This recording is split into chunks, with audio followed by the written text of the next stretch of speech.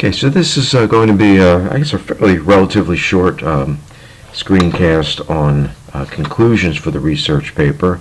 I would ask that you look through these various examples, these various models more carefully than I'm going to skim over here, but I just want to draw your attention to the conclusion because this is part of the paper that's very important, and I know from the writings that we've done this year, in particular about literature, and even with the literacy narrative, students seem to be challenged by how to end a paper in a positive way without simply restating or summarizing what the previous body paragraphs were about. So I'm going to take you through a couple things here, and hopefully this will give you some ideas as you really work towards this last part and really important part of your paper, because it's your last opportunity to leave your reader thinking about your author, his or her literature, and how both of these connect to prove that an author's art does reflect his or her life.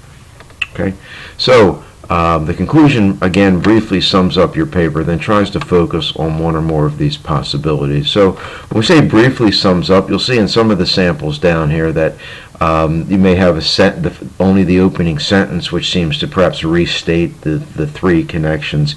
And then from there you have a lot of other options. One is you could answer the question, so what? In other words, I just talked about how the author's life is connected to the literature. So what? Who cares? Why might this be important? What can we learn about authors? What can we learn about fiction? What can we learn about perhaps even the art of writing or the craft of writing? Another point could be relates additional information about your author beyond what already exists in the paper, that which you feel your audience should definitely know. Is there any more information, perhaps from the outline or from your research, that maybe did not fit into your paper, but now you think it would be a nice way to conclude it? One thing I would say here is you don't want to start introducing brand new connections because that, again, really negates or goes against the idea of a conclusion, which is to bring your paper to a smooth ending. Okay. And then one that I always like is you leave your reader thinking about the relationship between an author and his or her fiction. Okay, I think that's something you always want to leave your reader thinking. You could push the audience's thinking about issues in the novel to a much broader issue. Maybe there's some important issues in the book that you read that you believe that your audience needs to keep thinking about once the paper's finished, whether it's about politics, whether it's about attitude towards women, whether it's about oppression, whether it's about injustice, whether it's about love, really whether it's about any of the abstract ideas, the abstract themes, the motifs that seem to permeate your novel. Pushes the author's thinker in the novel to a much broader level, and of course further details why this author is worthy of reading and possible fame. If there's anything else you want to say about your author. So if we look at this conclusion on a paper about William Burroughs and his novel Naked Lunch, we have really a restatement of the connections. At the end of the novel, the parallels between William Burroughs' inability to handle responsibility, desire for a dangerous reputation, history of drug abuse, and fanatical, erratic characters and events in his literary creation become apparent. And then a recurring event throughout these connections is the night Burroughs' wife died. And then just talks a little bit more about his need to write fiction. Perhaps this motivated his need to write fiction and to write the novel. Okay, it was only after that he felt the need to write down his experiences on paper. So that's a good example of just giving another detail about the author that you think is important.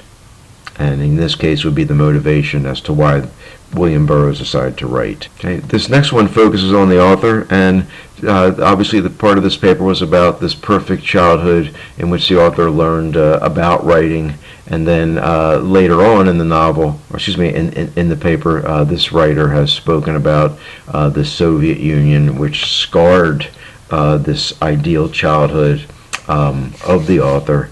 And then it just talks about the importance perhaps of cherishing personal memories from childhood, because you never know when the path might change, and you may never know where your path in life will take you. Okay, So that's another way to go about it. This is another way to sort of summarize the paper's content. Since page 1 of the Book of Lies, both Meltzer and Cal, Meltzer be the author and Cal the protagonist, share a similar roller coaster ride, and then we have ups and downs that shape the ride, and talks about rejection, childhood experiences, and through writing, Meltzer's been able to preserve and cope these memories and experiences, and through Cal, he's been able to share his experiences with the world. This is not how a person conceals their past, it's how they write about their future. So that's really a nice conclusion here to leave your audience thinking. Okay, I'm going to go to number 5 here, and it says, through good and bad, happiness and heartbreak, peace and tragedy, Rice continues to rise from the suffocation of pain and fear. So what this student has done is kind of encapsulated the various contrasts in this writer's life.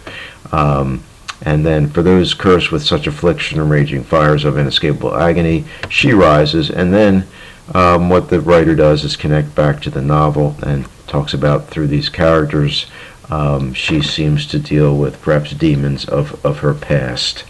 Okay, and the book that this was about was Interview with the Vampire. Okay, so again, a really nice concluding sentence here. Strong-willed, passionate, and ever gentle, her characters perform the exceptionally important task of providing readers with an escape from reality, however painful, and thrust them into a world full of mischief and vampires. Nice last sentence. Okay, I'll just point out a couple more here.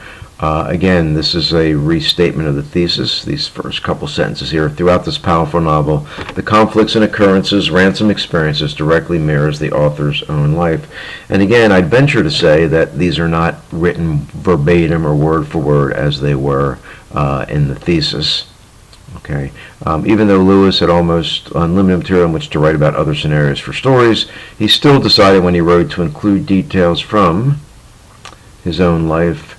And then, again, we go back to these similarities. One can assume that Ransom mirrors Lewis's own life. By taking readers on this indirect journey through life experiences, Lewis helps readers develop a better understanding of common human problems and solutions to overcome them. He also tries to expose readers to Christianity and hopefully gain new followers. Again, this is on C.S. Lewis. Okay. This whole document and all these samples will be up on Blackboard, so even though I'm just talking about a few of them, you'll be able to see other ones. Here's one on how the Garcia girls lost their accents. This is what Mrs. Linsky focused on yesterday. This is really a nice opening sentence. A story as bold as the coral-colored jersey dresses worn by the Garcia girls, how the Garcia girls lost their accents, serves as an inspiration to young women and immigrants around the world. And then we're inspired by her personal experiences. Alvarez's voice lines the pages. Like the protagonist, her acclamation to the United States caused a major upheaval in her daily life. And the fictional experiences of the Garcia girls clearly preserves Julia Alvarez's memories, proving that authors' lives are indeed reflected in their works. Okay, as we wind down in this screencast, I know I've shared with you the John Irving paper before, but this is a really nice conclusion too, which uses some quotes still uses some citations from the novel. As similar as the worlds of John Irving and Johnny Wheelwright seem to start, they quickly grow apart into two alternate universes. As Irving incorporates the incredible story of Owen Meany, he starts to explore questions he's developed in his life. What if I found my father? What would it take to turn the doubtful into the faithful? What if I had become a hero? As the miracle of Owen Meany's life unfolds, Johnny finds closure in his death by discovering the forces that were at work in his life through Owen. Quote, forces we didn't have the faith to feel. They were the forces we failed to believe in. By the time of the conclusion of the story and the comparison of his own life, it seems as if Irving had detected these forces as well and is using his writing to understand what their role is in his life. Thus, by understanding how Irving came up with the tangled plot for one of his best-selling novels, readers can connect even more deeply with the story themselves. The what-if questions Irving asks are a universal theme to most people's lives. People wonder if their lives would be different had things played out diversely and what the significance of seemingly random events may be. Here's an author that explores the possible answers to similar questions, providing a novel that readers can relate to. Okay, that's really a terrific introduction. You notice that with these, in particular this one, as well as some of the other ones, it really does get beyond just summarizing what the paper was about, summarizing these questions. It tries to do more. It tries to leave the reader thinking. It tries to connect to one of these ideas that I mentioned at the beginning. So what additional information about the author that seems essential leaves the audience thinking about the relationship between the author and his fiction, pushes the audience thinking about issues to a much broader level, and it further details why the author is worthy of reading and possible fame. Okay, so again, I'll put this up on Blackboard, and as you get to your conclusion, think about what you just did in 5, 6, 7 pages. Why is it important? What do you want to leave your audience thinking about? What do you want to leave your reader putting down the paper and thinking about as he or she moves on with his or her life? Okay, I hope this is helpful with some good models.